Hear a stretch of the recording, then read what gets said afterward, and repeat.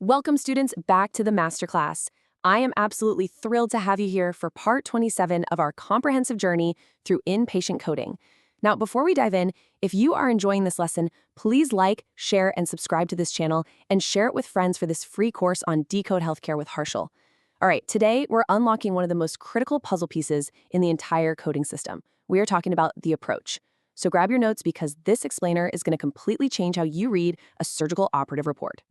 So here is our roadmap for today's lesson. We'll do a quick recap of part 26, then we'll define character 5. After that, we'll dive right into the 7 approaches, tackle combination and external methods, review the official guidelines, and wrap it all up with a summary and our next steps. Section 1, Recap and Foundation. Where exactly does the approach fit? In our last lesson, part 26, we spent a lot of time mastering root operations, things like inspection, map, control, repair, fusion, alteration, and creation. That was character 3, which tells us what the surgeon actually did. But, to tell the full story, we have to know how the surgeon reached the site. The 7-character structure of ICD-10 PCS codes maps this out logically. We've got our section, body system, root operation, and body part making up the first 4 characters. The 5th character? That's the approach. Remember, every single character represents a distinct axis of classification. So if character 4 tells us we're working on the appendix, character 5 tells us the exact pathway the surgeon took to actually get to that appendix. That brings us to our formal definition. The approach is simply the technique or path used by the physician to reach the procedure site. It sounds pretty simple, right? But the coding manual gives us 7 very distinct, highly regulated paths to choose from.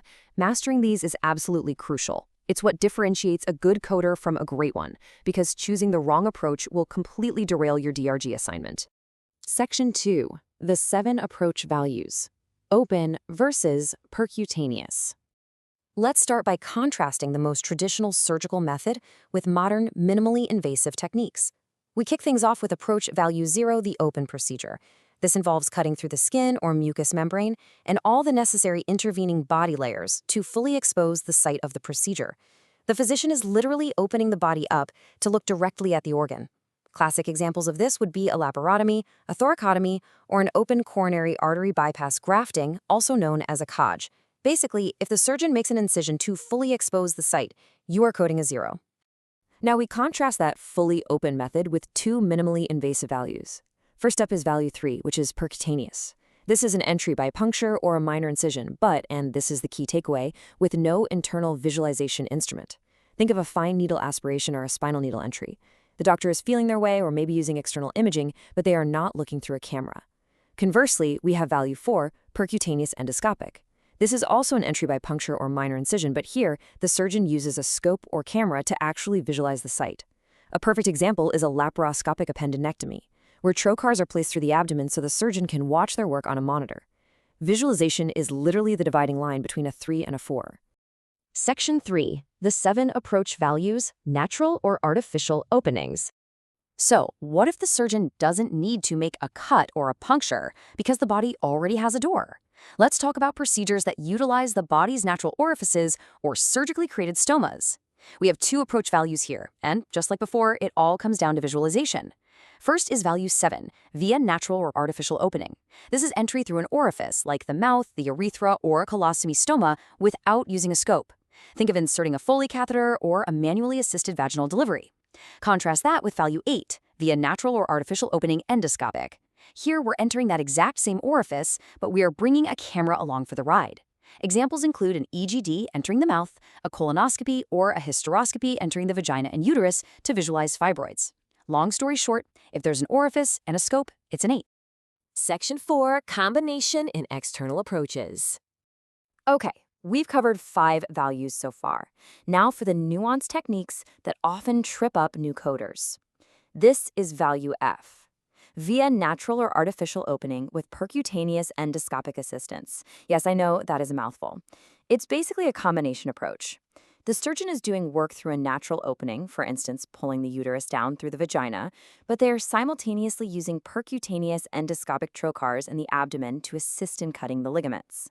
A laparoscopic assisted vaginal hysterectomy or a PEG tube placement are textbook examples for approach F. It's a 2-pronged attack. And that brings us to our 7th and final approach, Value X, external. This approach is used for procedures performed directly on the skin or mucous membrane, or procedures performed indirectly by the application of external force.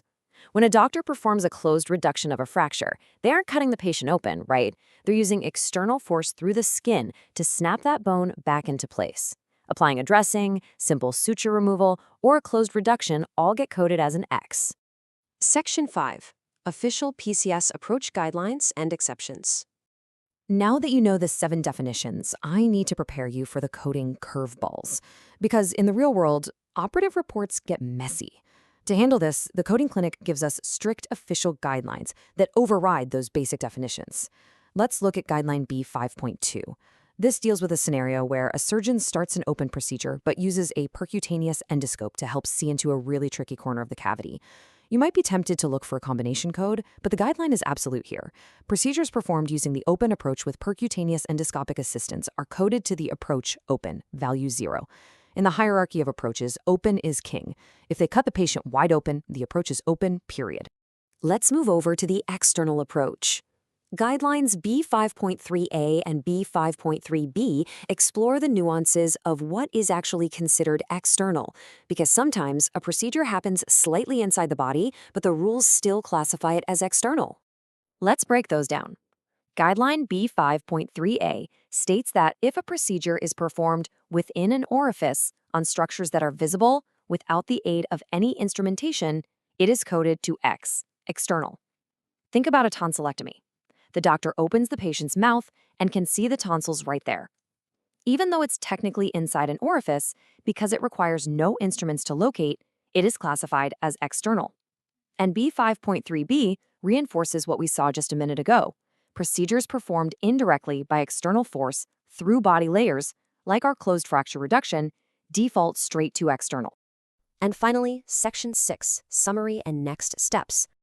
We have covered a tremendous amount of ground today, mapping out the precise pathways surgeons use to treat patients. So here is your rapid-fire recap of all 7 character 5 values. 0 is open, cutting through layers to expose the site. 3 is percutaneous, needle punctures without a scope. 4 is percutaneous endoscopic, punctures with a scope. 7 is natural or artificial opening without a scope. 8 is natural or artificial opening with a scope. F is our combination, natural opening with percutaneous endoscopic assistance, and X is external, on the skin or via external force. Seriously, memorize these. Pin these notes up at your desk. All right, so now that we know what was done and exactly how we got there, we need to talk about what was left behind. Coming up in part 28 of our masterclass, we are going to tackle character 6, devices, and character 7, qualifiers. You definitely won't want to miss it.